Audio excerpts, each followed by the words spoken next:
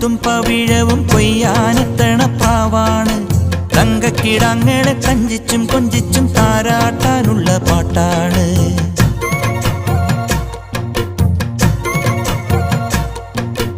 മുണ്ടകപ്പാടത്തെ മുത്തും പവിഴവും കൊയ്യാനെത്തണ പ്രാവാണ്.